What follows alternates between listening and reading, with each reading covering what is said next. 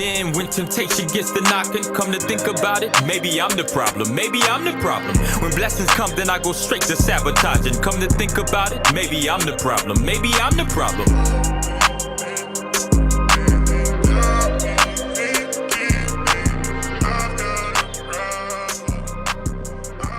My name is Napoleon Bradford, and I'm so glad to be here today on this first installment of Maybe I'm the Problem podcast. I got some of my boys with me, and we're going to chop it up about a couple things. But today's topic is, do you know who you are? The power of self-identity. And let me tell you where I got this from, and then I'm going to get y'all to jump in. So I was doing this study on the Bible, and I realized that though the author of the Bible, of this first chapter, who is considered to be Moses, writes this story about creation, what I found was Moses wasn't there. So why did he write it that way? He writes, in the beginning, God created heaven and the earth. Earth was without form and void. Darkness was on the face of the deep. Spirit of God hovered over the waters. And God said, let there be light. And there was light. Then he goes on this descriptive narrative of how the world obeyed God, a voice they'd never heard before, but how his commands got implemented. And then he ends this first chapter with this description of God's creation of man. Verse 26 says, God said, let us make man. And he's specific in saying, in our image and according to our likeness, and let's give them dominion. So I wonder, why would Moses say that? And then I remember reading later on in the book of Numbers, chapter 13, that when God sent the spies out to spy the land, that Moses told them, God said, it's yours. When they came back, 10 of them said they couldn't possess the land because there are giants there and because they looked like grasshoppers. And he said this, in their own eyes. Catch this. So God told them to go, but they were afraid to go because in their minds, they didn't have the capacity to conquer. And as a result, for 40 years, they had to wait. And those who said it had to die. So then I started thinking, and this is what brings me to our conversation today.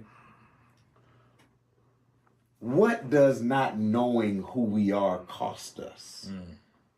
Right? How much of our life has been missed because we shrink due to our inability or our unawareness of ourself and how powerful we really are.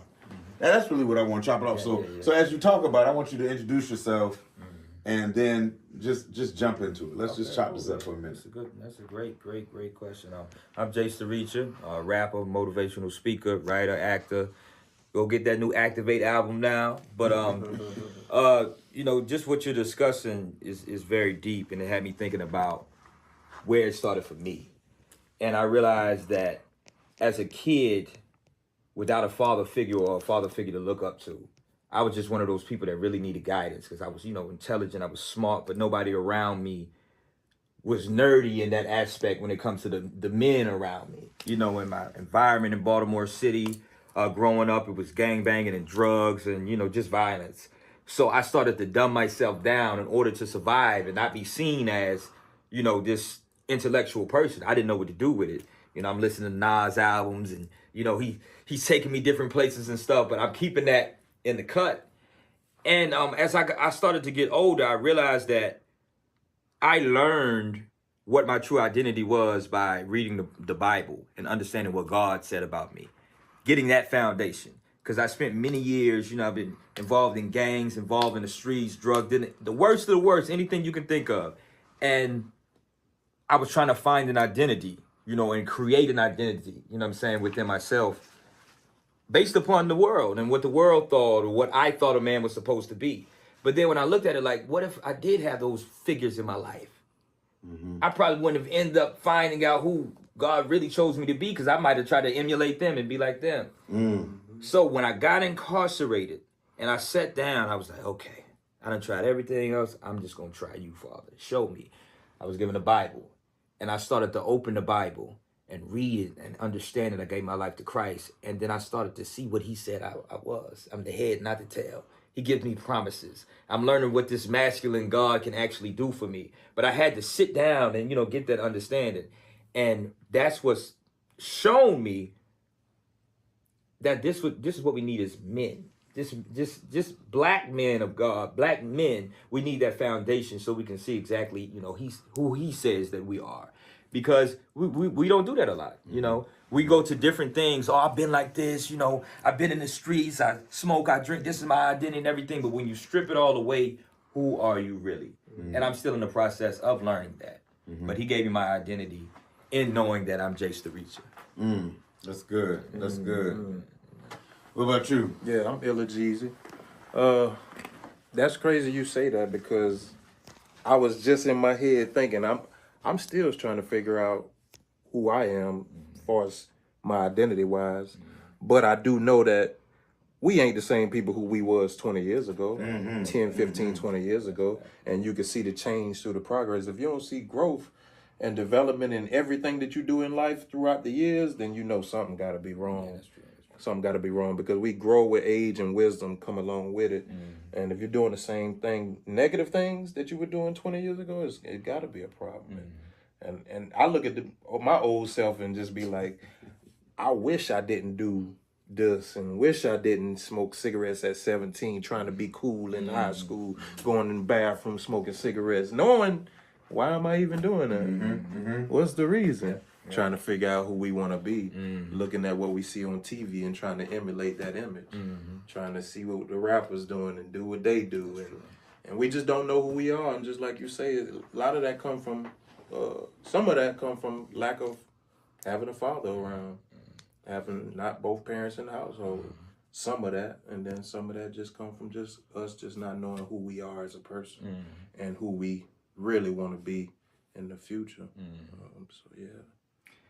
Yeah, but you say that, but I had my father and my mother, right? I had a pastor, I had a church. Yeah. But what I found is this scripture resonated to me when I had to look up this stuff. Like God said, make them in my image, right? So I had to think about, like, we spend a lot of our life trying to imitate other people, right? When we're younger, we try to be Superman, Spider-Man, right? We wrestling like the wrestlers, but no one ever told us that the image we should try to emulate is that of God.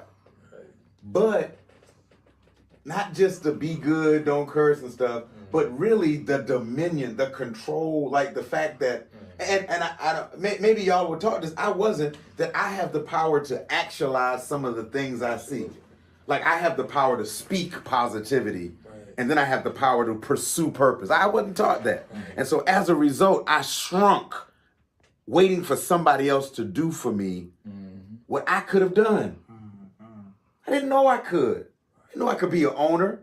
I didn't know I could be a leader. I didn't know this stuff, that I could do it without shrinking.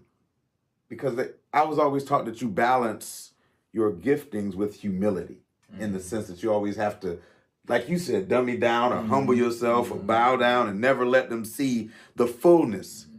But God was never afraid to be the full God. So I asked, like, you mentioned 20 years ago, but let's be more recent. When in the last year, last 6 months, have you found yourself shrinking and not fully being who God created you to be? The last 6 months. That's a good question.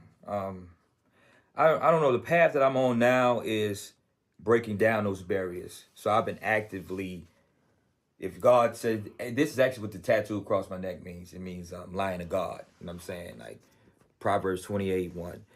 The wicked flee where no one pursues them, but the righteous are bold as lions. So that, what you're saying, I'm trying to actually walk into that. You know what I'm saying? And live that. I got a tattoo on me and everything. And I think the last time that happened with me was probably when I was writing my last album. I was writing Activate, and I was going through a whole bunch of different emotions and stuff like that. And there was certain songs on there that I was looking at like, should I put them on here or should I do something more for the people? You know what I'm saying? So in that moment, it was like I was like dumbing myself down in the sense of God already told me, you Jace to reach it. This is how you need to do your music. You glorify me. You know what I'm saying? You put the best of your ability to, pen to paper, and you do what you need to do. But I was finding myself like, maybe I shouldn't rap this way. Not saying glorifying God, but just specific songs. I was going all the way in on certain things. Maybe I should reel that back because they might. And I decided to not do that. But I did battle with whether or not I was going to do it in that manner. You know what I'm saying? So you had to battle with yourself about whether you were going to show your full self. Exactly. And you had to do that because you were worried about what your full self would have allowed the enemy or the opposition or the outside crowd to think about you. And we do that, right? Yeah, we do that. Absolutely. Rather than, if God said do this, then why are we even worried about what the crowd gonna think? Most definitely. Most definitely. Yeah. What you think was your last time that you shrunk Due to not knowing or believing that in the fullness of who you are?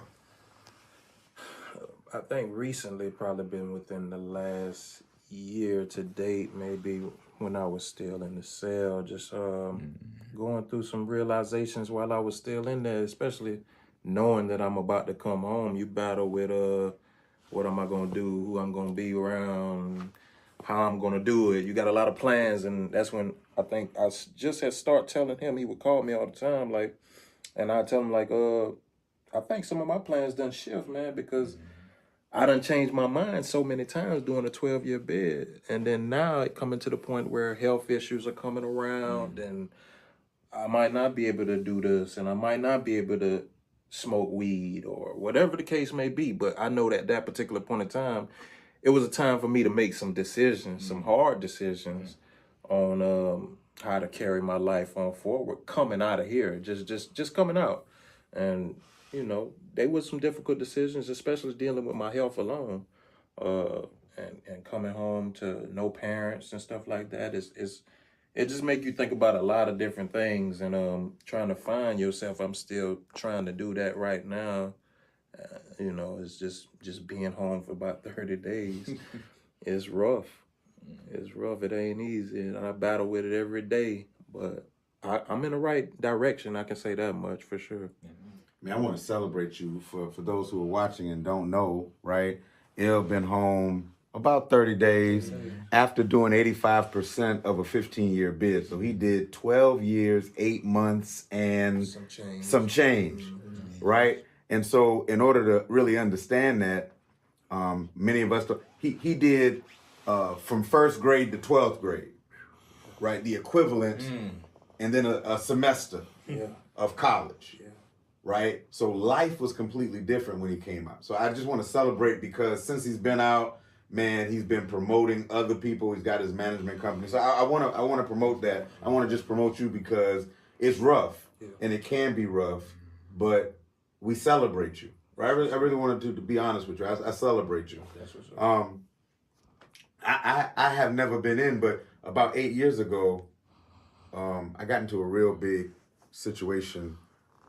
Some infidelity, right, with my wife, and it got real ugly. It affected my life, my job, and so my moment was just a couple months ago. So a couple months ago, I applied to do something in Sumter. I hadn't been in Sumter since 2019 living. I applied to come and do something and paid for it, and I wasn't going to do it, but I got a letter that came back that said, the letter said, we appreciate you applying, but we're going to return your money because we don't want to be associated with what you did 8 years ago. Wow.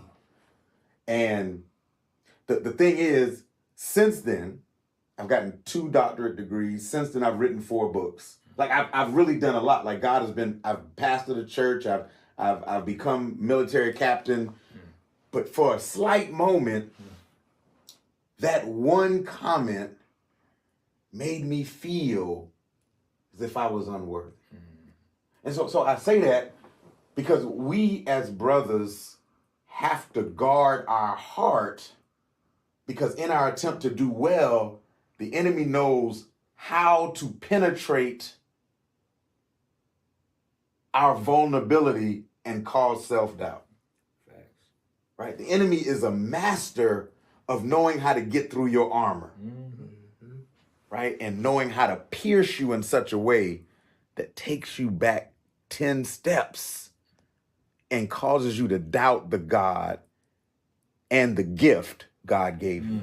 How do you ignore? How do you block? How do you separate yourself from the naysayers who may know OJ, who may slide in, right? They know Be More Jace, right? They know old Illa, right? How do you guard yourself from being impacted in your positive progression by their negative moment? That's a heavy one. That's a heavy one. Yeah, I mean, me myself, man, I would say for right now, I'm blocking them by staying from around them for the most part. So I control where I go and I control how long I stay around. But they steady attack. They ain't gonna stop. They gonna keep coming. You know what I'm saying? That's gonna keep being a continuation of attacks. I'm learning how to fight them, and just being around a guy like him who knew who I was, just like I knew who he was. It give you he's my motivation for the most part. I tell him that all the time. To see the growth where he done came, it's powerful. Because I know that anything can happen. Anything can be possible, you know? I can get in that same lane just striving to get there, you know, and just finding who I am. But yeah, just like I say, just blocking those naysayers and people who want you to be who you were. I stay from around them and limit my time with them. That's good. That's good. That's heavy right there. Yeah. And you know, the accountability partner thing, you know, that he was talking about is we need that. Yeah. And I'm thankful for you, just like, you know, you're thankful for me, just being able to, you know, call on the phone like, you remember we used to do this and do that, and then you remind me of where how far gone we was. And then we look at where we're at now, but man, thank God for this, thank God for that, you know what I'm saying? So that's important. And like he said, staying away from people, you know, since I rap and I'm on the scene a lot, I don't stay places too long. You know, I handle my business, and, you know, if things start looking a little fishy, I'm out of there. You know, prayer, I pray without ceasing, pray all the time. I'm always talking to God, and I encourage you to ask him, talk to him about anything. Like, he's sitting right next to you in the name of Jesus. And I make sure I get at least one rest day. And it, you know, it's hard sometimes because since I've been home, I was focused on Jace the Reacher and not just John, like who I am as a human being. So I'm finding that balance within myself. Like, I'm not just this entertainment or this character. I'm also a man. I'm also his son. I got to find that place. So I make sure now, because I wasn't doing it, I'm gonna take a day off. I'm gonna chill by myself, or whether I'm with my old lady, but I'm going to be away from everything because Christ himself used to withdraw. So, you know, those are certain things that I do to make sure I'm fighting, you know, this good fighting against these principalities. You know what I'm saying? Man, yes, sir. That's good. So really, what blessed me just now from what you said, and is the fact that you acknowledge that there are two in you, right? There's you, the person, and then there's you, the public figure. In the sense that and all of us have that. Right? All of us have somebody the people see and they assume they only know us, but they see us. And we got to be careful what we project, because sometimes we welcome attack by what we project, right? But we also have to know the private us, the us that nobody knows, and be able to self-care in such a way that we're able to strengthen our private self so that we can handle those public fights. Amen. Right? Because if you're depleted privately, then you'll be weak and get walked over publicly. That's true. So part of that is knowing yourself, right? Knowing that you're worthy. That's what you said. I got to know that John is worthy of even being cared for. So at what point did you realize, or are you realizing, or have you realized that you are worthy of dealing with your private self? I think the thing for me is when I realized, like he was saying, a lot of people don't know the old Jace. They don't know. They just know what they see now. And they think it's just, you know, Christian rap, this and the third. But I'm speaking from a place of, I was in darkness. I was terrible. You know, he knows some of this stuff.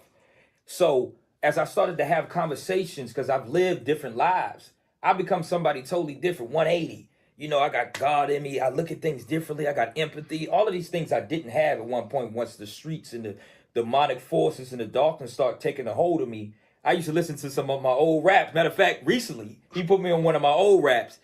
And it was Evil. It was evil. Evil. And that's what, and I didn't like what he said. I'm like, man, evil, man, you bugging. But when I heard it, I said, this is evil for real.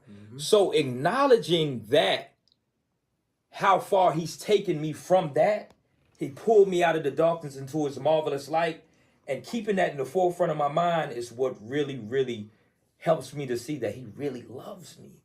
He genuinely cares so much about me, because I know people that was nowhere near as bad as I was, and they died from one thing that I went through.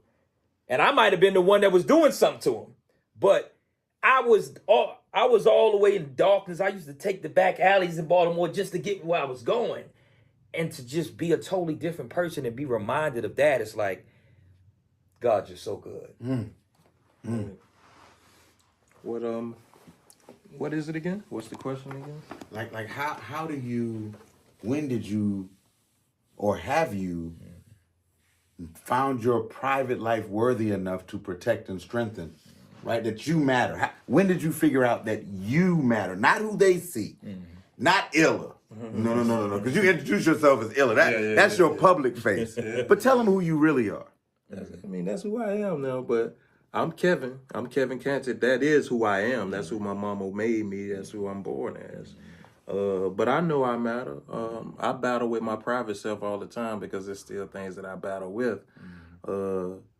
Just speaking about my mama, that messed with me because I lost her in about 4 years ago, in the middle of my bed, kind of, during COVID.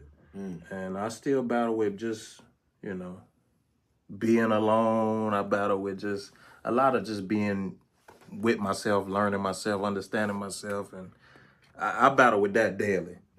I ain't even get to that point to where I can overcome that part yet. So I be around people. I talk to people. They don't know what I'm going through, but it's just something that I have to overcome. And I just pray to God and thank him for what he's given me and where he's gotten me so far, but I still got a long hill to climb. Do you, my bad, I'm gonna just jump in real quick, but do you feel like you're worthy though? Do you feel like your life matters? It matters. It matters, and it's gonna matter to whoever I'm able to help in the long run. Amen. That's what I'm here for. I made it this far for a reason, at least. Yeah. I done seen too many people lose their life, not make it this far. I'm 38 years old. I got cousins and friends that ain't made it this far. I know strangers who I was around that ain't made it to this age. And I know I'm worthy, so I have to push my worthiness and understanding and knowledge to these youth because they matter. They matter because they got to come up and understand what they're getting themselves into. Man. That's two things I want to hit on. Golly. So the first thing I want to hit on, well, to follow up with the question, when did you learn your worth? Because, or better question, how long did you exist in life without knowing your worth? I'm 38 right now. I probably learned my worth when I was about 30, I would say. But my worth is getting better and better. I would say my value of my worth is getting better. I can't say I knew my full worthy at 30, but I knew I was worth something. And that was in. That was in. That was in. Yeah, it's just certain things that triggered me to just let me know. You see the signs. God seen you the signs. God talked to you through people and through different things. You see the signs and you start to see you worthy, but what direction are you going to take this worthiness to? And how do you fully understand that you're worthy? I'm still, like I say, learning my worth, but I know that I'm worth, Man. So I think that, and I'm not going to cut ahead of you, but I am. I think that learning my worth on my terms, like from God, so not people's expectation of me. And that's what I used to mess up, right? I used to judge my worth based on how people affirmed me. So I used to then live my life for applause and to please, right? And so it wasn't until I went through all that and people stopped loving me, right? In the sense of it was a transactional type relationship. So as long as I was doing, they were liking, But once I couldn't do, they stopped liking, and I had to still realize I had value. I mattered, even though they didn't like. Yes. So learning to perform without applause, right? Because the performance is necessary, or the work is necessary, whether people like it or not, because it's been given to you by God, right? So that's when I learned my worth. I learned my worth when people work so hard to try to destroy me, because nobody tries to destroy something that has no value, Praise God. That's true. right? Yeah. So the only time someone tries to destroy you is when they see potential in you or they want your place. So once I learned, right, not to find my value in external people, but to find my worth in who God said I am, then I was able to maneuver a little differently, right? And it helped me separate those who were really for me and those who were just fans. Because there's a difference, right? There's a difference between fan and follower, right? Fan and just somebody who is for you. So that's me. What about you? My process definitely was in prison from 22, when I realized that even though I was ready to die from drinking alcohol, God still allowed me to get a second chance through incarceration. He set me down. And I gave up rapping. I was like, I ain't rapping no more. How can I rap? And I'm facing 30 years, this and the third. And then, through the process, maybe 3 or 4 months in, I couldn't help it. I started writing again. And God said, stop cursing, stop using the N-word and, different things like that. So when he showed me that, in spite of how badly I wanted to rap once it came back to me, I could do it for him and I was going to do it for him. I started to realize that I really had to be worthy in order for him to choose me to say, look, you rap for me and leave the results to me. And that's when I realized it didn't matter what nobody said about the OJs or the raps that I used to spit. Even when I got home, it's a preparation process of filtering everything out. I realized like he really loved me to choose me to be a vessel or a voice box in a clean, positive way, but still keep it raw to reach the people. You were chosen. That increases your value when you realize who chose you, right? That you were chosen not by popular opinion or people, but you were chosen by God. Whew. Man, I want to wrap this up, but y'all said something repeatedly. Y'all knew each other. Yeah. So just give the people a little bit of how you knew each other, and I have a final question. How'd y'all meet? We met through my rap partner. That's how I met him. But I think they grew up together, and then he started hanging around us. And yeah, I mean, you can tell more if you want. He want to keep it brief. He want to keep it brief. I wanna because, keep it brief. it was definitely some dark things going on. But I met him through a Volcanic. Volcanic was his rap partner. They were a rap group. And then me and him started getting real tight. But, we went through a lot of wild stuff, wild, crazy, different things. You know what I'm saying? But we were able to see that. And we even saw each other coming out of court. And we was like, man, what's going on? We didn't know what was going on. We saw each other down the line, later on, when he got home. I actually was there when he came out of prison. And we see where we were and who we are now. And it's nothing but God. Just to have real life examples. So y'all knew a little bit before prison. Yeah. A little bit. You knew throughout the prison process, and then on the other side. On the other side. But then you said something, which is what I wanted to get to the question about, right? Accountability is great, but even in being accountable, you don't know everything a person's wrestling with, because you said you battle with yourself, some stuff that nobody knows but you. Yeah. Right. Yeah. So even though how can a person, and that's what you did earlier, you started giving tips to the crowd, so we're gonna do this now. How can a person support your self-identity and hold you accountable to who God created you to be, even if they don't know your secret struggles? So how can a person hold you accountability, and support you in your self-identity, without knowing specifically your secret struggles?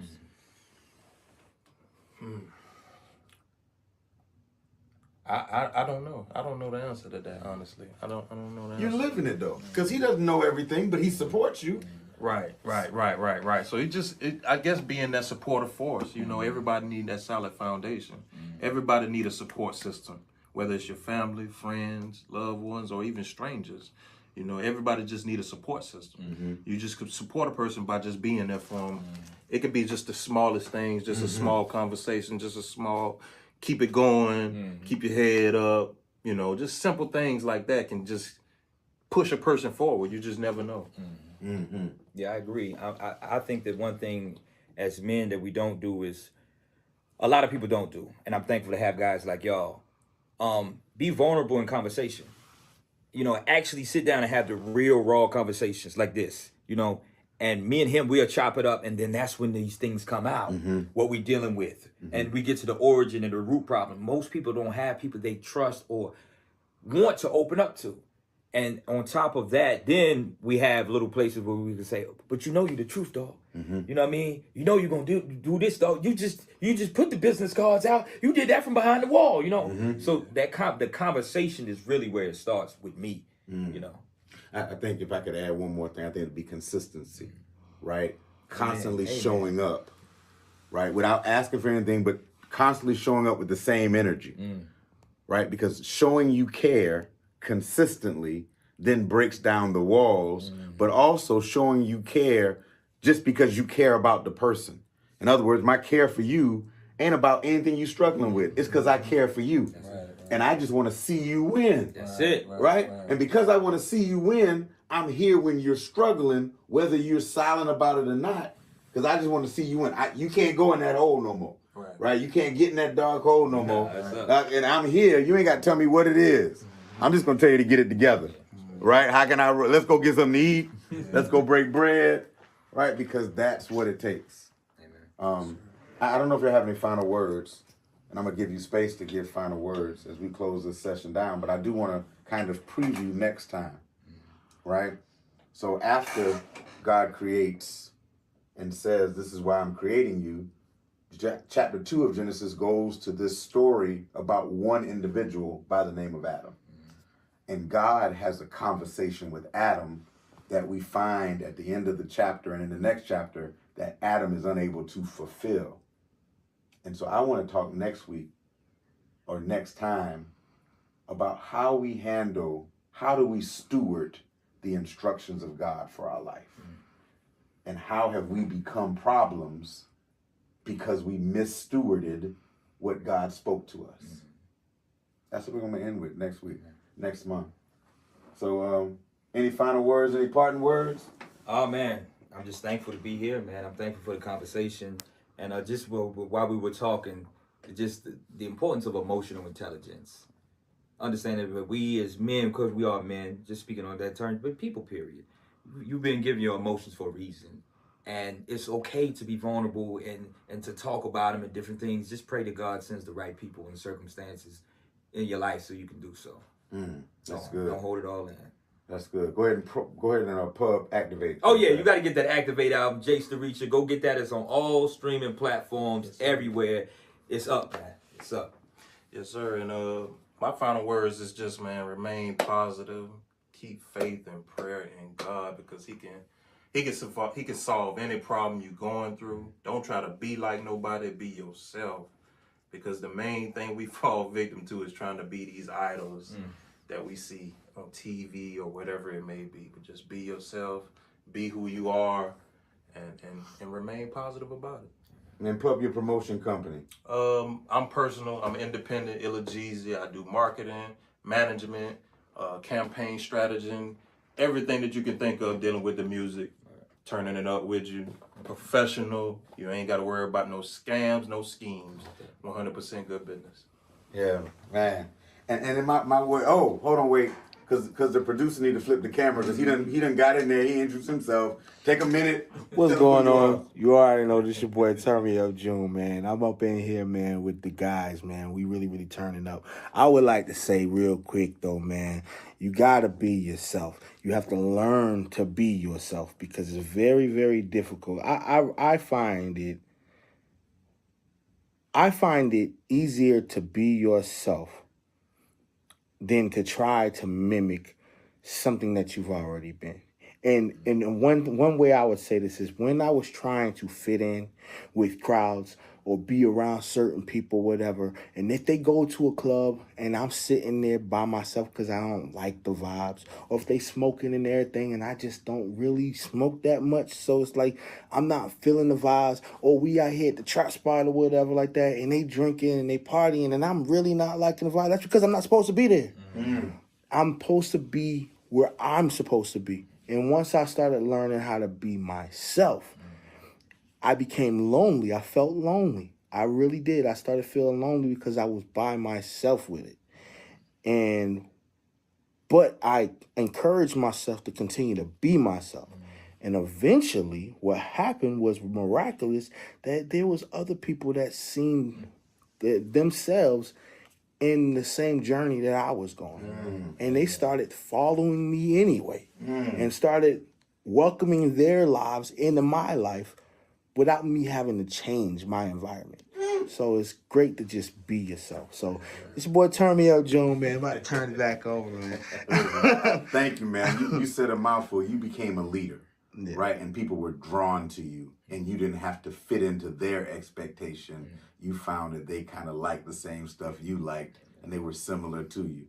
Here's my last word, which leads to kind of sums up. You got to know who you are unapologetically. You got to confidently know who you are and be able to maneuver independently, right? Based on who you know yourself to be. When you know who you are, you don't allow the crowd to change you. When you know who you are, you're not trying to conform to others' expectations of you.